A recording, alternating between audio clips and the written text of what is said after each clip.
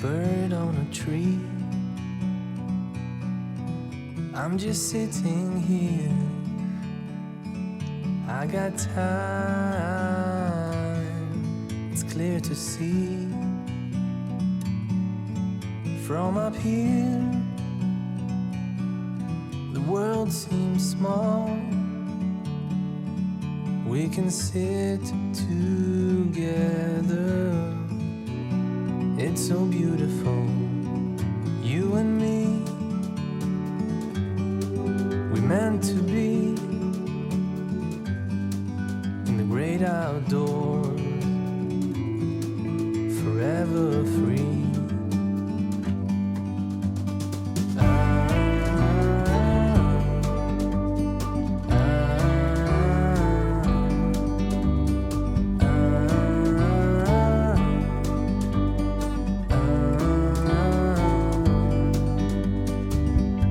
Sometimes you need to go and take a step back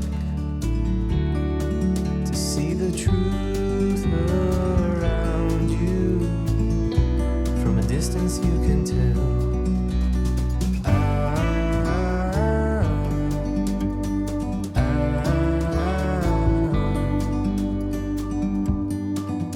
You and me were meant to be in the great outdoors, forever free. You and me meant to be in the great outdoors, forever free.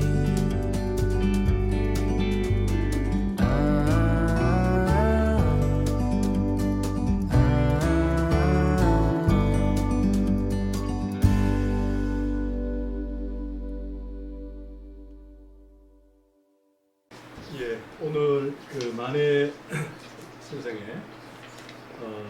조선 불교 유신론 중에도 특히 12가지 성단 개혁 방안 중에 이제 8가지를 했습니다. 8가지는 뭐 전체 3분의 2에 해당되지만 핵심은 역시 이제 교육, 또 근대화, 현대화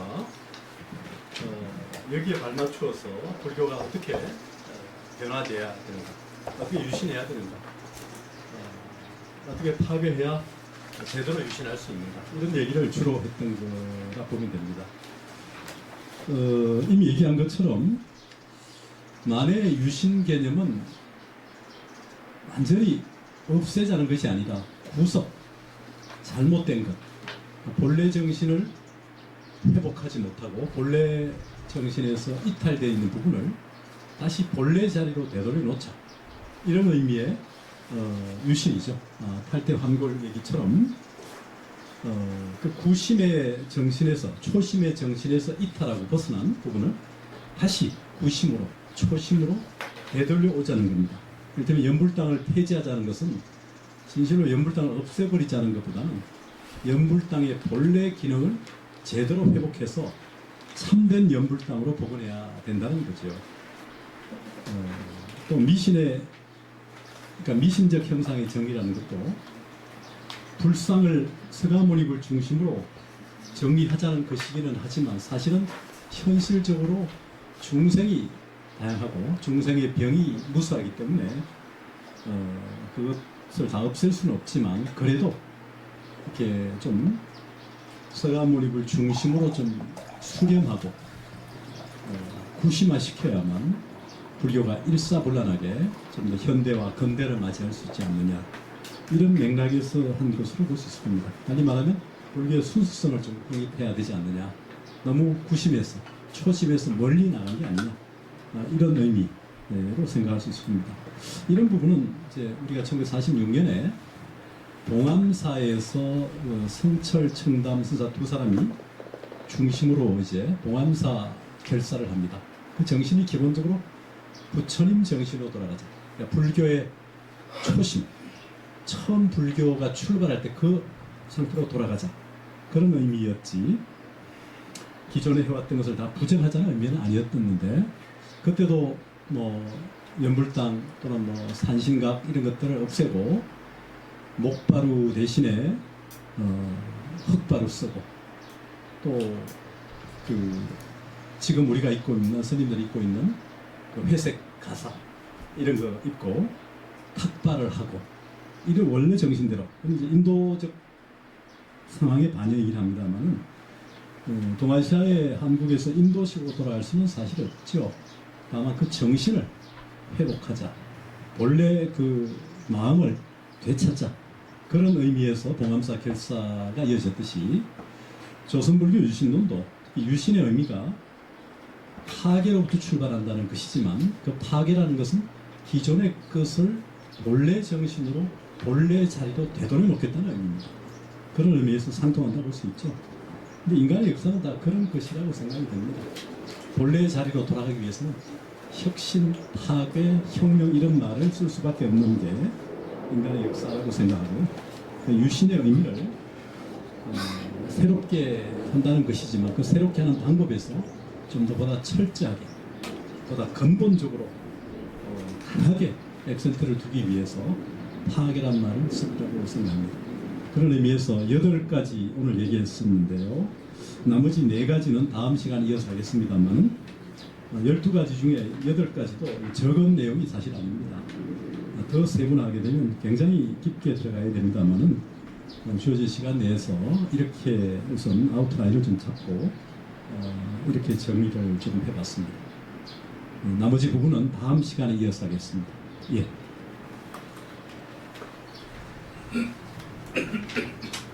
네, 지금까지 이제 선생님께서 고영숙 교수님께서 말씀을 하셨는데요. 이 토론을 좀 돕기 위해서 제가 좀 보충해서 드릴 말씀이 이제 있을 것 같습니다. 그래서 말씀을 좀 드리려고 합니다. 먼저 이제 1페이지에 보시면 그 두 번째 문단에 보시면은 지혜로 자본을 삼고 이렇게 돼가지고 거기 이제 사상의 자유가 없는 것은 허용되지 않는다 이렇게 세 번째 줄에 있어요. 그리고 세 번째 문장에 보면은 이제 만에는 배우는 이는 있는 그대로 보는 지혜를 있는 그대로 본다는 게 이제 이게 근대적인 생각이거든요.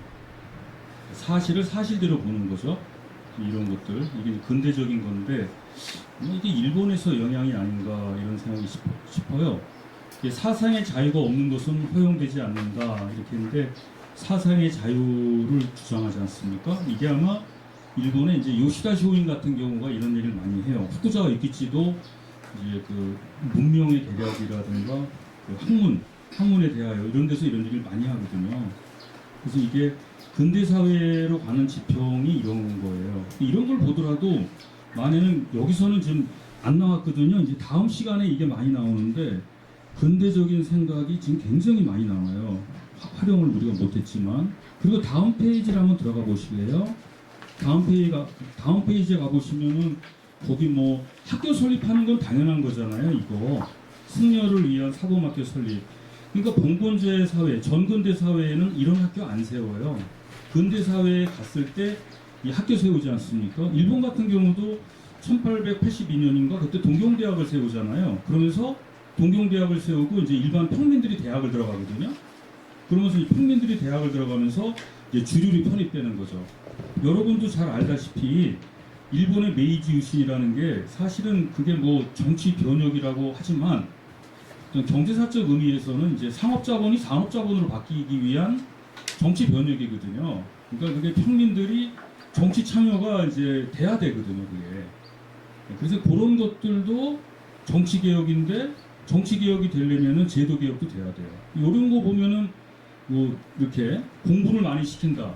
일반인들에게 공부를 시킨다는 거는 이게 대단한 거죠. 만해가 이런 건 이미 근대적 사유를 갖고 있었다는 거예요. 지혜, 사상적 자유. 그리고 거기도 보면은 선수재산의 통폐합. 이것도 비슷하지 않습니까? 그 전근대 사회는 재산이 나눠져 있어요. 그 농촌이라는 게 이게 나눠져 있는데 그 근대 사회가 되면은 철도가 들어가면서 다 통일돼 버리잖아요. 그러니까 자본이 축적되면서 자본이 통일되는 거와 마찬가지로 이 비슷한 얘기거든요. 연불당 같은 거 폐지되는 거고. 요것도 이제 아까 교수님 말씀하시는 것처럼 어떤 그 신비적이고 미신적인 건 폐지되고 참된 연불당으로 복원되는 거. 이것도 다 근대적인 것이죠. 그다음에 산간에 있는 절을 도심으로 이전하는 거. 이것도 역시 근대화에 되는 거죠. 그게 저기 서구 사회 같은 경우도 이게 자꾸 도시화가 되잖아요. 여기도. 그다음 미신적 형상의 정리, 이것도 근대적인 얘기고. 그다음 불필요한 각종 의식 폐지, 이것도 근대적 통일성에 관한 얘기고. 아까 교수님 말씀하신 혁신, 파괴, 새로움, 이게 전부 다 근대적인 얘기예요. 그다음에 생산 활동 참여도 노동을 긍정적으로 본 것이고. 다만 여기서 이제 생산 활동에 참여한다는 것이 어떻게 보면은 이게 이제 바르게 사는 삶과 행복하게 사는 삶, 즉 공리주의를 인정한 것이 아니냐라고 해서 불교적인 논리가 모순될 수도 있는데, 이제 교수님 말씀하시는 거로는 이제 아까 할 때 어떤 최소한의 이제 운영 경비를 조달하기 위한 방법, 이거는 이제 맞죠? 옛날에 그 당나라 때 폐불 사건이 일어났을 때 선종은 절대로 이제 그 폐불이 안 됐거든요. 왜냐하면 그 사람들은 자급자족을 했어요. 다른 종들은 국가에서 지원에 의해서 됐는데 선종은 자급자족을 했기 때문에 살아남을 수 있었거든요. 아마 이런 데서 이거를 하신 것 같아요. 아까 일일 부작이면 일불식이라, 아마 그게 선종의 대대로 내려오던 그것이 아니었나. 그리고 이게 이제 자본주의적인 요소들이 있는 것 같습니다. 그 뒤에도 계속 똑같아요. 이 만해 현사께서. 그래서 상당히 그 군대적인 생각을 많이 갖고 계셨던 분인 것 같습니다. 그래서 근데 이런 군대적인 그런 사업적인 마인드를 사찰에 적용을 시키셨는데, 이게 이제 이분이 과연 성공하실 수가 있었을까요? 이건 우리가 따져봐야 될 것 같아요. 저는 아까 교수님께 그런 말씀 드렸어요. 이 만해 불교 개혁은 절대로 성공 못한다고. 조선 사회에서 지금도 굉장히 어려운데 그 옛날에 이게 성공할 수 있을까? 이게 사업적 마인드로 보는 거거든요. 이게 사실은. 저는 그렇게 봤는데 여러분들은 어떤지 한번 생각이 있으시면 한번 말씀해 보시죠. 네. 네.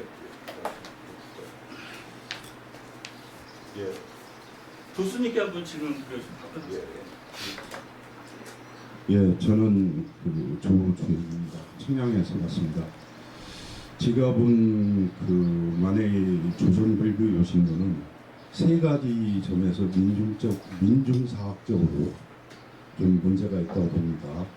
첫째는 조선시대의 수묘 억불 정책이 활동한 시기에 불교를 지켜온 불교 지도자와 조선 민중에 대한 감사함 내지 헌사부터 시작하여 올 것입니다. 조선 불교 유신론이기 때문에. 둘째는 이 책이 출간한 게 1913년도인데 지식인이라 자처하는 사람들의 특징은 한편으로는 조선을 비판하면서 한편으로는 조선을 끌어안아야 하는 자기 분열을 겪어야 했습니다. 만해 역시 이 자기 분열 속에서 민중을 교화 대상으로 보는 조선이 4대부의 연장선상에 있다고 봅니다. 새로운 4대부의 출현이라고 볼 수 있습니다. 이 새로운 4대부는 현재까지도 진행 중입니다. 이런 점에서 조선 불교 유신론은 조선 민중을 위한 것이 아니라 조선 승려의 개혁을 위한 것이기에 조선 불교 유신론인 것입니다. 승려의 개혁에 있어 가장 중요한 것이 분수의 정신인 수행인데 수행 부분이 너무나도 미흡하게 빠져 있고 아직도 불교의 숙제로 남아 있습니다. 셋째는 1913년경에 출간한 조선 불교 유신론이 나올 때 소태산 박종빈은 원불교를 창시했고 1908년에 증산교 창시자 강일수는 약방을 열고 민중 속으로 들어갔습니다. 1986년 치제호가 개창한 종합은 1905년대에 제3대 교주 손병희가 천적으로 개창하고 민중 속으로 역시 들어갔습니다. 그렇다면 만해 함용호는 민중 속으로 들어가지 않고 불교 종단이라는 헤게모니에 갇혀 있어서 승려라는 것으로 보아야 할 것입니다. 이런 점에서 불교 유신론은 칭찬 일삭을 할 것이 아니라 새로운 반성이 있어야 될 거라고 생각합니다. 교수님의 고견을 듣고 싶습니다.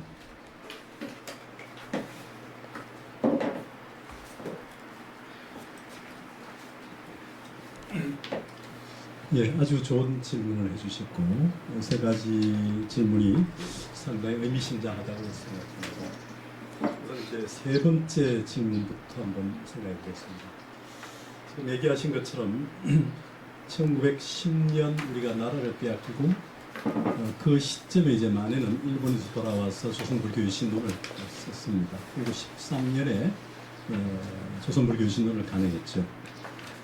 지금 질문하신 것처럼 그때 1913년에 지금 소태산 박중구는 원불교를 창시하고 또 같은 13년에 그 일순 강정사는 또 정산도를 그리고 지금 또 얘기하신 것처럼 수은 최재우, 해월 최시영 또 지금 손병이 이어지면서 천도교, 동학에서 천도교로 변화하는 어떤 의미에서 민중이라는 말을 쓰시는데 민중 속으로 들어가는 이런 시대에 비해서 만에 한영운의 조선불교 유신론이 보이는 인식은 우선 세 번째 질문에 준해서 보더라도 지금 새로운 사대부의 출현이라는 말을 쓰셨고 기본적으로 그 민중적 삶으로 뛰어들지 못했다.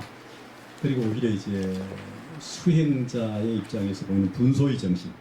그러니까 우리가 이제 분소이라는 것은 우리가 뭐 수건을 쓰다가 낡으면 뭐 행주 걸레로 쓰다가 뭐 옛날에 전통 화장실에 버리면 또 그것을 화장실을 퍼서 밭에 가서 뿌리면 또 너무 비바람 맞으면서 바랬던 것을 다시 긁어서 와서 빨고 삶고 기워서 물들여서 옷을 해 입는 그런 분소이죠. 똥 분자에 씻을 쏙자 똥 묻은 것을 뽑아내고 이제 만든 옷이라서 가장 낮은 자세, 탁발하는 걸식의 자세 이런 자세의 어떤 상징으로 그러니까 맨발의 수행자적인 상징으로 그런 수행 정신의 부분은 사실은 좀 잘 보이지 않는 게 아니냐 아니면 없지 않느냐 이런 좀 아주 날카로운 질문을 해주셨습니다.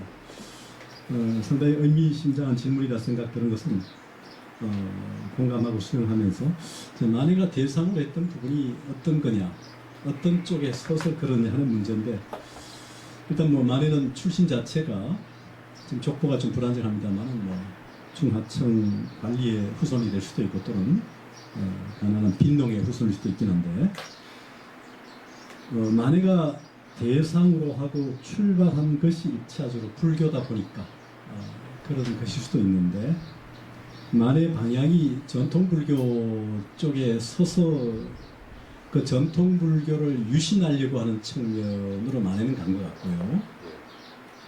지금 소태산이나 강정산이나 이제 수은 최재우, 해월, 최시영 이쪽은 이제 사실은 그 배경은 전통 우리 고유한 불교, 뭐 도가, 유교 그 전통 사상에서 사실은 시작이 돼가지고 마치 허영단 보호대사의 일정론처럼 우리가 거기 보면 인대천의 원천이 된 인적천 사람이 곧 하늘이다라는 그런 어원이 나오고 그것이 이제 인대천까지 갔다고 저는 생각하는데 그런 배경에서 나왔기 때문에 방향과 길이 조금 달랐지 않느냐라는 측면이고요. 그래서 이제 만해는 좀 새로운 사대부의 출현이라는 말도 하셨는데 만해가 가는 길은 적어도 전통불교의 혁신, 유신 이런 방법으로 갔는데 그 방법이 옳으냐 그러냐의 문제보다도 그 방법은 지금 만해가 유신론에서 보이는 그런 의미. 근데 그것은 다분히 일본으로 건너가면서 일본의 불교 어떤 의미에서는 서양 근대 기독교의 어떤 그 자본주의적 운영 방식, 근대적 운영 방식을 나름대로 흡수해서 가려고 했던 방향이라고 생각이 듭니다. 근데 이제 지금 소태산이나 강정산이나 우리 뭐 손뱅이 이런 쪽 그러면 어떤 의미에서 뭡니까? 외국과 관계없이 우리 고유의 불도의 삼교 내부적인 어떤 자생적인 이런 출발이라는 게 저는 굉장히 중요하다고 생각하고요. 이런 의미에서 갔기 때문에 만해와는 길이 좀 달랐지만 전통 불교의 모습도 역시 여전히 갱신 유신해야 되기 때문에 그 역할을 만해는 했던 것이 아닌가 이런 생각이 들고요. 만해 말고 전통 불교 속에서 또 새로운 인물이 나와서 그런 역할을 좀 했으면 좋은데 그 역할을 과연 누가 했는가 하는 문제는 좀 다른 맥락입니다만은 지금 이제 어떤 간에 지금 뭐 소태산도 출발한 불교 해서 불교 연구에서 출발했고 48년 원불교도 뭐 강정산도 사실은 미륵 계통으로 이어진 측면이 좀 있고 또 동학도 사실은 인적천, 인내천 이런 계정에서 보면 불교 그러니까 유가 도가의 흐름도 있지만 사실은 어떤 의미에서 민중불교라는 게 불교의 미륵 사상하고 맞물려 있어서 오히려 이 세 사람이나 이 세 사유의 흐름은 불교의 어떤 민중적 어떤 전개, 영향 속에서 볼 수 있지 않을까. 그건 뭐 불교로 다 껴안는다는 의미는 아닙니다. 그러나 불교가 가는 길의 한 그룹은 이런 그룹도 있다. 근데 만에는 좀 더 전통 불교의 그 체계를 제대로 한번 바꾸려고 하는 쪽으로 겨냥되어 있지 않았는가. 길이 타겟이 좀 달랐지 않느냐 하는 그런 생각이 듭니다. 두 번째 질문입니다. 두 번째 질문은 그 만해 글에 나오는 이제 유신 또는 그 파괴라는 부분이 기존 불교에 대한 끌어안는 이런 부분보다는 비판 일색으로 좀 같지 않느냐 이런 얘기를 하셨는데 그것은 이제 보기에 따라 그렇게 보실 수도 있는데 이제 유신이라는 의미를 만해가 해석하는 것은 그냥 완전히 부정하는 게 아니라 낡은 구석 잘못된 부분을 바로잡자는 의미 속에서 있지 않는가 하는 부분입니다. 이런 부분에서 보시면 그 어떤 정신적인 분열이라기보다는 오히려 그 유신의 첨단 의미의 이해 속에서 가능한 게 아닌가 하는 생각이 들고요. 첫 번째 질문입니다. 이 부분은 저도 공감합니다. 어떻든 간에 오늘의 우리가 있기까지는 과거의 무수한 사람들의 도움과 협동, 불교 연기법이라는 게 오늘의 나의 존재는 무수한 사람들의 도움과 협동에 의해서 이 자리에 존재한다는 것. 이 사실의 자각이지, 연기법의 자각인데 만해가 서두에서 좀 그런 부분이 생략된 게 아니냐. 지금 우리가 대상으로 삼았던 조선 불교도 과거의 무수한 민중들, 무수한 사람들의 도움과 협동의 에너지로 이루어진 것인데 거기에 대한 감사의 표현을 한 전제 위에서 좀 출발해야 되지 않을까 굉장히 공감합니다. 그게 오히려 이 조선불교 유신론이 갖는 더 커다란 울림을 줄 수 있는 것인데 만에는 그런 부분이 조금 조급했지 않는가, 너무 좀 건너뛴 게 아닌가, 그런 지적은 좀 아프게 받아들일 필요도 있지 않는가 하는 생각입니다. 변명을 한다면 다만 그럼에도 불구하고 유신이라는 부분은 어떤 의미에서 그런 부분으로 또 끈을 댄다면 좀 더 철저하지 못할 수 있지 않겠는가, 뭐 그런 생각도 한 게 아닌가, 이런 변호를 좀 하고 싶은 생각도 있습니다만 어쨌든 간에 그 만해 이외에 뭐 불교계 이와 유사한 인물이 있느냐 할 때 글쎄요, 뭐 백용성 같은 인물도 부분적으로는 또 전통 불교에 기댄 부분이 있고 그 외에 뭐 그분이 대각교라는 말도 쓰고 해서 같지만 그 외 인물 중에 전통 불교를 끼안고 간 인물들은 크게 잘 드러나지 않지만 아까 얘기하신 뭐 김소태산이나 정산 일순 강정산이나 천도교 동학 이쪽도 역시 그런 흐름 속에서 갔다는 부분을 본다면 우리 전통 사상의 어떤 지형이 좀 더 큰 흐름은 두 갈래지만 길은 달랐지만 결국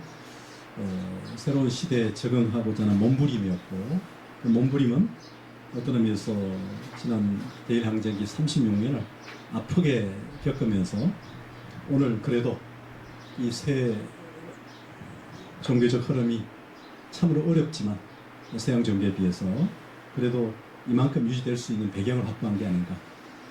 그래서 오히려 전통 불교로 간 좀 조계종 내지 불교와 이런 새 흐름은 좀 서로 협동하면서 전통이라는 전통 문화, 민족 문화라는 의미에서 좀 서로 협동하고 협력해야 되지 않는가. 협동과 협력의 끈을 좀 더 강화해야 될 시대가 아닌가. 그런 생각이 듭니다. 네, 그렇게 하겠습니다. 예. 이게 저도 이제 그런 부분이 있는데 여기에서 민중속이라든가 이런 부분이 만해가 유마경 같은 걸 하잖아요. 거기서는 그 말이 나오지 않나요? 조선불교, 조선 독립의 서라든가 그런 데 보면은 민중에 대한 얘기들이 나오고 그다음에 또 대학 설립에 대한 문안에서는 그렇게 나오는 것 같은데 여기는 불교에 관한 거에 하다 보니까 그런 측면이 예, 있습니다. 그래서 이렇게 한 것이 아닌가 이렇게 돼 있고 그다음에 이 만해가 유신이란 말을 쓴 거는 다분히 그 후구자 유기지 영향인 것 같아요. 이게 왜냐하면 이게 유신이라는 게 이제 시경에 있는 뭐 유신 그거 같은데 그런 의미는 또 아니거든요. 일본에서 보면 이게 여기서 이제 첫 번째가 유신을 파괴 어머니 유신을 파괴의 아들이라고 그러나요? 파괴의 아들이라고 그러죠?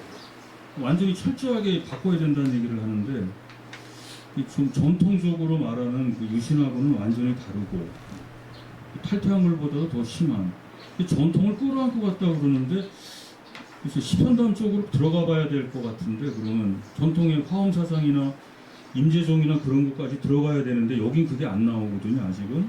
그래서 그것까지 들어가는 건 좀 불인 것 같고 이 불교에서 이제 뭐 한국 불교까지 거기 가봐야 되니까. 예, 원효대사의 뭐 입파, 예. 그러니까 수립과 타파, 그러니까 파이불립, 리비불파 이런 말을 씁니다만은 논파하면서도 그러니까 파이불립, 수립하지 아니하고 수립하면서도 파괴하지 않는. 그래서 입파무의 개합자재, 그러니까 수립과 타파의 걸림이 없고 전개와 통합의 자유자재한 이런 부분으로 가는데 이게 이제 뭐 정반합이라는 뭐 해결의 태제, 안티테제, 진테제 이런 3단계로 볼 수도 있겠지만 오히려 불교는 5단계로 그러니까 우리가 현실을 긍정하는 속죄, 다시 그걸 논파하는 진제 1단계, 2단계에서는 다시 1단계에서 긍정된 진제를 다시 속죄 중도로 논파하고 2단계 진제 중도로 다시 논파하고 그 다음에 마지막 단계에서는 그 자체를 다 논파하는 이런 5단계까지 가는 방식으로 보게 되면 파괴라는 의미가 그냥 최종이 아니라 그 안에 논리적 전개가 있어서 3단계 내지 5단계까지 가서 투철한 파괴 정신을 통해서 본래 정신을 회복하는 그런 방식으로 갑니다. 그래서 원효대사는 무의중도 라는 방식을 통해서 논파와 수립이라고 하는 것에 걸림없는 무의중도 5단계까지 그러니까 속죄중도, 진제중도, 무의중도까지 된다는 거죠. 속죄와 진제와 속죄중도와 진제중도와 무의중도 이 5단계를 거쳐서 철저하게 다시 본래 정신을 회복하는 방식으로 중도를 표현하는데 만에도 거기에서 적해서 말한다면 지금 유신이라는 말이 단순히 뭐 주역에서 나타낸 의미보다는 우리 불교 정신 내면화된 의미에서 속죄와 진제와 속죄중조와 진제중도와 무의중도라는 5단계 과정 속에서 정립된 걸로 볼 수 있지 않는가. 만의 전집에 보면요 원효대사의 대성기실론소, 지금 제가 얘기 드린 것이 대성기실론소에 나오고 원효의 최후작인 금강삼배경론에도 나오는데 이런 부분에 대해서 특히 대성기실론소 추석서 간행에 대해서 만해 선사가 서문을 쓴 것이 전집에 실려 있습니다. 그래서 만해를 우리 불교의 대표적 인물로 선양하는 짧은 글이 있습니다만 불교 내면적으로 논리를 찾는다면 그렇게 볼 수 있지 않을까. 그래서 국사유 기지의 영향도 있을 것이고 주역의 영향도 있겠지만 원적으로는 그러나 그래서 불교 내면화시켜서 나름대로 지금 유신과 파괴의 관계를 설명해 간 것이 아닌가 그렇게 생각합니다. 이 만해가 그 사상의 자유를 이제 굉장히 강조하지 않습니까? 여기서 보더라도요. 무슨 특별한 이유가 있나요? 자유 이런 얘기를. 아무래도 이제 만해 사상의 핵심을 뭐 자유 사상과 평화 사상 이렇게 얘기할 수도 있을 텐데 그 자유라는 말은 우리가 평범한 것처럼 보여도 불교가 붓다를 우리가 영원한 대자유인 이렇게 표현하거든요. 자, 세간과 출세간에도 걸림이 없는 출세간, 입세간 얘기하지만 붓다는 사실은 생사로부터 자유로운 존재고 생로병사를 뛰어넘기 위해서 출가했습니다. 제가 말씀드린 것처럼 이 자본주의를 지배하는 권력과 재력이라는 상속이 가능한 구조, 이것을 과감히 버리고 무에서 자기와의 싸움을 통해 얻는 매력, 얻는 인물이죠. 그러니까 결국 붓다가 보여준 모습은 바로 철저하게 생로병사라는 이 울타리 굴레, 윤회의 굴레를 벗어난 존재죠. 그러니까 불교가 윤회를 인정 안 하는 만해의 문제는 사실은 윤회를 통해서 윤회 이론을 통해서 이 세간을 설명하는 거죠. 그러나 이 세간을 벗어나서 출세간, 출세간 결국은 영원한 대자유인이 되기를 강조하는 게 불교 정신이고 부다는 영원한 대자유인이거든요. 그러니까 마네가 말하는 이 자유는 바로 그런 의미의 자유, 그러니까 프리덤이라는 의미를 훨씬 넘어서 인라이트먼트는 깨침, 깨달음이라는 의미에서의 자유 이렇게 봐야 되지 않을까 생각합니다.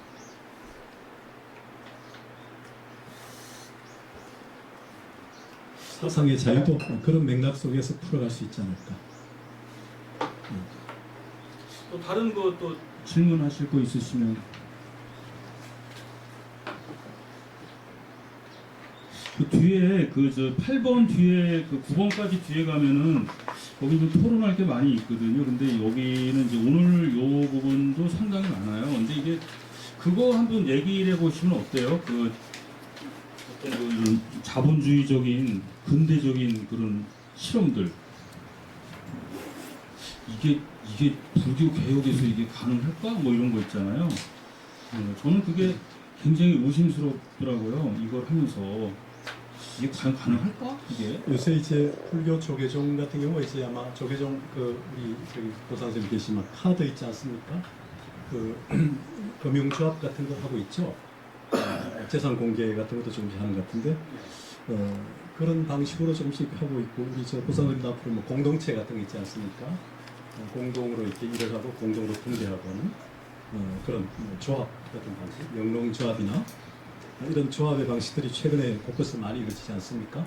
이 지역 이런 쪽에도 이런 방식을 불교가 또 관여해서 지역의 어느 지역을 맡아서 또 어느 분야, 상품이든 어느 분야를 맡아서 공동으로 관리하고 공동의 이익을 공동으로 분배하고 이런 공동체 운동의 의미와 충분히 접목될 수 있는 것이 아닐까 그런 생각입니다. 그러니까 개인의 사적 이익을 위한 노력도 여전히 뭐 용인하되 사찰 같은 공동체 속에서는 우리가 정년 이후에 직업 이제 퇴사하고 개인의 집에서 할 수도 있지만 사찰이 만약에 이런 조합을 운영한다면 조합에 뭐 일부 좀 투자해서 사찰의 여러 공간에서 살면서 공동의 어떤 조합을 형성해서 함께 일을 하고.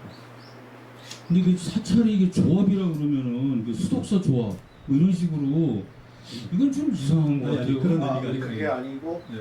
별도의 별도의. 법인이 설립이 됩니다. 예, 별도의 별도의 법인을 설립해서. 근데 이제 영농조합. 예를 들어서 그 품속에 있으면 예, 그러니까 이제 종교인들이 모여서 종교인들이 모여서 이제 어떤 뭐 조합을 만든다. 그 수행하고는 어떻게 관계가 있지? 물론 이제 그 이판승하고 사판승 이런 것도 있지 않습니까? 그러니까 이제 수행은 스님들은 그대로 수행을 하고요. 아. 사찰 매우를 하고. 그래서 아까 교수님이 예. 말씀한 것처럼 정인제도라고 하는 것이 바로 그런 전통적으로는 그게 안 맞는 것 같아요.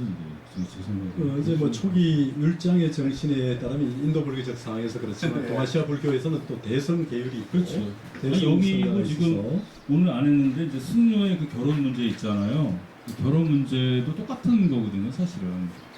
그래서 오늘은 요건 다음 시간에 좀 불교가 동아시아로 넘어오면서 예, 사계절 분명히 해지지 않습니까? 그렇습니다.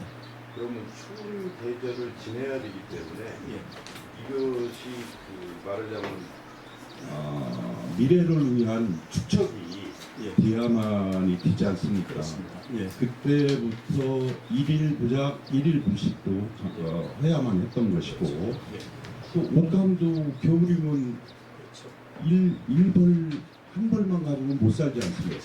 예, 그러다 보면 소목도 필요했던 거고 예, 공동체, 승단이라는 공동체를 운영하기에 예, 적정한 경제적인 것이 축적이 돼야만이 예, 그래서 사찰 속에 이 전답이 생기고 예, 그렇게 됐던 거 아닌가. 그래서 불교를 볼 때도 예, 지정학적 관점에서 볼 때 예. 비로소 답이 좀 나올 수도 있지 않는가 하는 생각입니다. 좋은 지적입니다. 그렇습니다.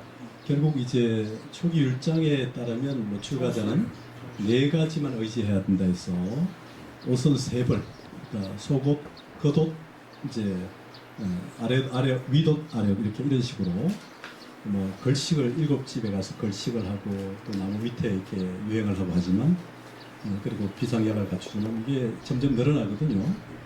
동아시아 오면 역시 이제 날씨가 추우니까 동안도도 생기고 또 얘기하신 것처럼 이제 자족을 해야 되는 선종의 영향도 크고 또 대승불교는 기본적으로 중생들이나 여러 사회와 함께하면서 부다의 가르침을 공유하고 실천하는 방법들이 필요한 것이고 또 사찰도 이제 기존의 수행의 역할은 여전히 기본이죠.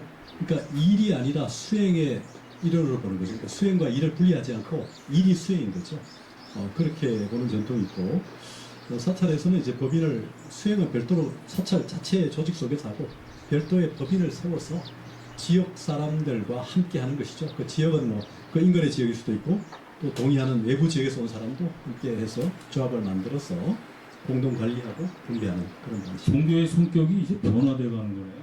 옛날하고는 완전히 좀 그래서 사회에 따라서 성격이 변화되는 뭐 그럴 수도 있지만 대승불교 정신이 사실은 그런 측면인데 오히려 동아시아 불교, 특히 한국 불교는 그런 측면을 잘 못했던 부분이 있죠. 오히려 말은 대승인데 출가 중심으로만 이어져 왔고 일방적 보시로만 이렇게 사실 경영했다면 이제는 좀 더 적극적으로 사회와 함께하는 방법은 불자 대중들이 동참하는 방법은 제도화시켜서 그 속에서 조합을 같이 운영하면서 공동으로 하면서 사회 뭐 분배, 사회적 어떤 회양 이런 노력들이 좀 돼야 되고 그게 사실은 종교의 본래 정신이죠.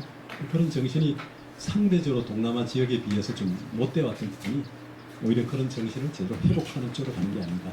그런 의미에서 만해 유신론에서 말하는 이 생산 참여 활동으로 인한 성경인권 회복이라는 측면은 뭐 해석의 여지가 다양할 수 있지만 그런 의미까지 좀 반영하는 것이 아닌가. 종래 조선 불교는 너무 산 속에서 고요한 수행 나냐 수행처에서 혼자 수행하고 시주 받아서 사는 이런 삶의 방식이었는데 이제 근대 이후에 불교는 좀 이런 방식 가지고는 안 된다. 좀 더 대중과 가까이 대중과 호흡을 함께하면서 대승불교 정신을 실천하는 방식으로 가야 종교의 어떤 본래 역할을 다하는 것이 아닌가 이런 생각을 갖고 있었던 것이 아닌가 하는 생각이 듭니다. 예, 오늘 여기까지 이제 시간이 돼서요. 여기까지 하고 다음 시간에는 이어서 이 만해 선사의 조선불교 유신론의 기본 승려의 금원용 폐지 문제, 주지선발 제도 문제.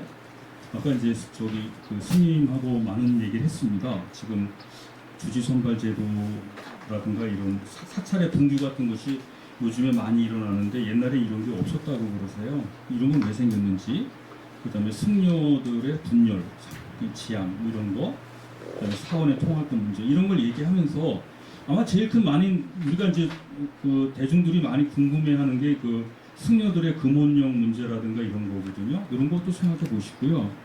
그다음에 밑에 보면은 이제 주체성 문제라는 게 나와요.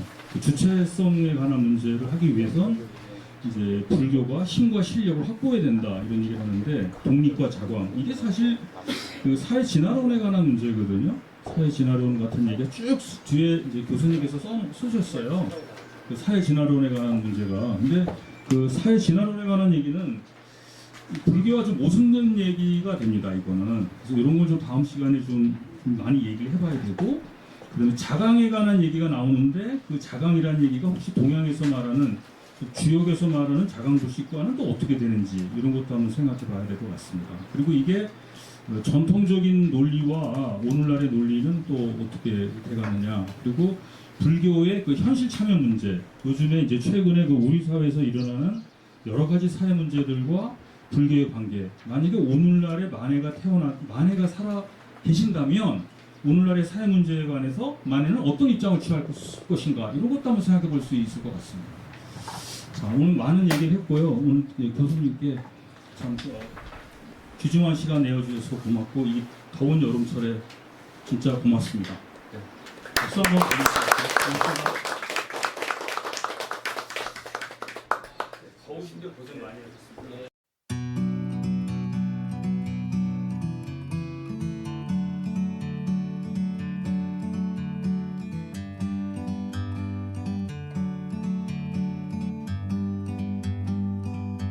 Like a bird on a tree,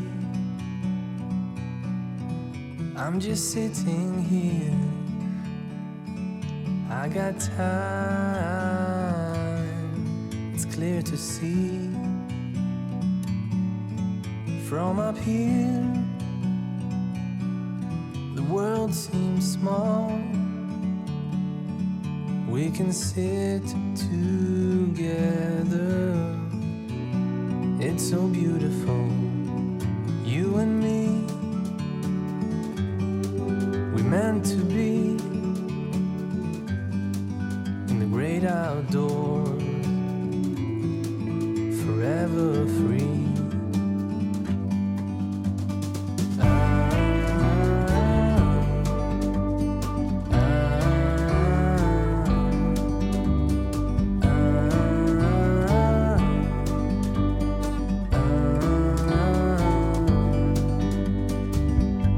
Sometimes you need to go and take a step back